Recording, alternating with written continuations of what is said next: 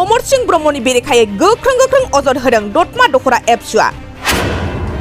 मा अजद होदों दतमा दख'रा एबसुआ फै जों बड'लेण्ड बुब्लिनि खौरां बिजोंनि गेजेरजों आबुङै मिथिना लानि। अमरस ब्रह्मआ एसेबां हारि फोसाबग्रा दैदेनगिरिब्ला मानो गावनि ओनसोलावनो एबा गावनि बड'फा उपेन्द्रनाथ ब्रह्मनि मुङाव चिल्ड्रेन पार्क लुफुंनायावनो गोबां लाइमोनफोरनि ड्राग्स सोबनाय जौ लोंनायखौ मानो होबथानो हायाखै होननानै दतमा दख'रा एबसुआ अजद होदों। गावखौनो हारिनि एसेबां मोजां दैदेनगिरि हारि फोसाबग्रा सुबुं सानदोंब्ला मानो बड'फा उपेन्द्रनाथ ब्रह्मनि मुङाव चिल्ड्रेन पार्क लुफुंनायाव सेंग्रा सिख्ला जरा जरा थाखोमानायफोरखौ मानो होबथानो हायाखै होननानै दतमा दख'रा एबसुआ अजद होदों। बेफोरनो अमरस ब्रह्मनि मोनफा फोरमान जायोदि अमरस ब्रह्मआ सासे फैलार दैदेनगिरि होननानै। अमरस ब्रह्म आरो दावराव देख्रेब नार्जारिया एबसुनि आफादगिरि दिपेन बर'खौ सोंखारिनायनि सायाव गोख्रों फिनजाथाय होदों दतमा दख'रा एबसुआ। अमरस ब्रह्म आरो दावराव देख्रेब नार्जारिमोनहा गावखौनो एसेबां हारिनि दैदेनगिरि सानदोंब्ला बिथां अमरस ब्रह्मआ मोनसे समाव मिरु दुलाराय बर' फरायसा आफादनि अर्गेनाइजिं सेक्रेटारि जानानै गावनि बिबानखौ मोजाङै मानो मावफुंनो हादियासै। अमरस ब्रह्मआ मिरु दुलाराय बर' फरायसा आफादनि बिबान लानाय समावबो बड'लेण्ड सोमावसारनायखौ गिनानै मानो गामियाव थाहैदोंमोन। अमरस ब्रह्मआ बिबान लानाय समाव बड'फा उपेन्द्रनाथ ब्रह्मनि मुङाव मोनसे चिल्ड्रेन पार्क बानायदोंमोन, नाथाय बेखौबो मोजाङै मावफुंनो हादियासै। अमरस ब्रह्मआ बड'फा उपेन्द्रनाथ ब्रह्मनि मुङाव चिल्ड्रेन पार्क बानायनाया हाग्राजों मानफबजोब्बाय। हारि फोसाबनो गोसो दंब्ला अमरस ब्रह्मआ दुलाराय बर' फरायसा आफादनि आफादगिरि आरो दुलाराय बर' फरायसा आफादनि बिबानगिरिफोरखौ रायनाय आरो सोंखारिनायखौ बन्द' खालामनांगौ होननानै दतमा दख'रा एबसुआ खावलायदों। बन्द' खालामाब्ला इयुनाव गावनि आखुनि थाखाय माबाफोर खैफोदाव गोग्लैयोब्ला दतमा दख'रा एबसुखौ दाय होनो मोननाय नङा होननानै बुङो दतमा दख'रा एबसुआ। खौरांगिरि मेलनि गेजेरजों दतमा दख'रा एबसुआ मा बाथ्रा बुंखो फै जों आबुङै मिथिना लानि। बर' माहारिखौ हाखराव गाब्र'होनाय हाबाफारिखौ मावालासे नोंथांमोना जाखौ मावनो लुबैदों जाथिनि थाखाय, नोंथांमोना जा बिबानाव दं बे बिबाननि एजेन्डाफोरखौ लानानै नोंथांमोनहा मोजां मोनसे जाथिया लाब जानाय खामानिखौ नोंथांमोना उनाव मावलांबाय थायो। जों दतमा दख'रा दुलाराय बर' फरायसा आफादनि जानानै बेखौ लुबैगोन। आरो दिनैनि थारिखआव बेवहाय स्पेसियेलि अमरस ब्रह्मआ दतमा हालामनिखाय जों बुंनो लुबैगोन।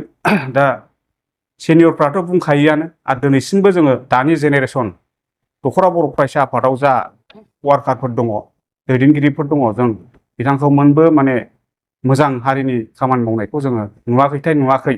दा बिथाङा मोनसे जोंनि ओनसोलाव खहा गोनां मोनसे जायगाखौ बिथाङा सामलायबाय थादों, जेराव खहा गोनाङा जाहैबाय दा बिथाङा जोंनि बड'फा उपेन्द्रनाथ ब्रह्मनि मुङाव मोनसे चिल्ड्रेन पार्क बानायदोंमोन।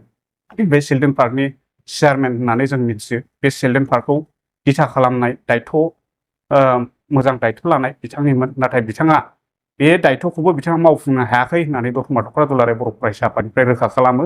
मानोना बिथांनि जेनाखि चिल्ड्रेन पार्क बड'फा उपेन्द्रनाथ ब्रह्मनि मुङाव गेस्ट हाउस लुफुंनाय, बे लुफुंनाया दिनैसिम हाग्रा दुफबनानै दं। आरो हाग्रा दुफबनायल' नङा, दिनैनि थारिखआव बेवहाय समाज बेरेखा खामानिफ्रा बाव सोलियो। आरो बेखौ मोजां नोजोर होनांगौआ अमरस ब्रह्मनि दायथ' मोनबाबो बिथाङा बेखौ मावफुङाखै। दिनै जों मिथियो दा बिथांनि बे पार्कआवनो बड'फाखौ माने मुं होनानै पार्क बानायनाय, बे पार्कआवनो मा खालामबाय थायो दा दिनैनि जेनेरेसनफ्रा ड्राग्स सोबनाय, माने सेंग्रा सिख्ला बावहाय जरा जरा थाखोमानाय, बे हाबाफारिफ्रा बाव सोलियो। आरो बेखौ जोंनि दख'रानि जायफोर कर्मिफोर बिथांमोनहा गोबां समावनो गोबां मोगा मोगि जानानै जोंनि लाइमोनफोरखौ बुजायनानै गारजेनफोरखौ मिथिहोनानै गोबां खामानि मावनो गोनां जादों। बेयो जोबोद दुखुनांथाव। दा बेफोरनो अमरस ब्रह्मनि जेनाखि दैदेननायनि पिलार लिडार, बेफोर मोनफा एग्जाम्पोल होननानै जोङो दख'रा बर' फरायसा आफादनिफ्राय बुंनो सानो। बेखायनो जों खावलायगोन इयुनाव अमरस ब्रह्मआ जा दुलाराय बर' माहारिनि थाखाय खामानि मावनो गोसो जादोंबा, दुलाराय बर' हारिनि थाखाय खामानि मावनो गोसो जादोंबा, जे जोंनि दुलाराय बर' फरायसा आफादनि आफादगिरि दैदेनगिरिफोरखौ जे रायनाय, दैदेनगिरिफोरखौ सोंखारिनाय, बियो दिनैनिफ्राय बन्द' जानांगौ। आरो बन्द' जायाब्ला इयुनाव बिथाङा जे गावनि आखलनि थाखाय मा खैफोदाव गोलैयो बेखौ इयुनाव दतमा दख'रा दुलाराय बर' फरायसा आफादखौ दाय होनो मोननाय नङा। मानोना नंथारै खोथाखौ बुंनानै गासै जोंनि रायजो राजाफोरनि सिगाङाव नंखाय फोलानायखौ बुंनानै गावनि नंखाय बाथ्रा बुंनायनि थाखाय गाज्रि मोनसे थासारि गोलैयोबा बेयो जोंनि थाखाय दाय जानाय नङा। बेखौ आङो बिथांखौ सांग्रां खालामदों।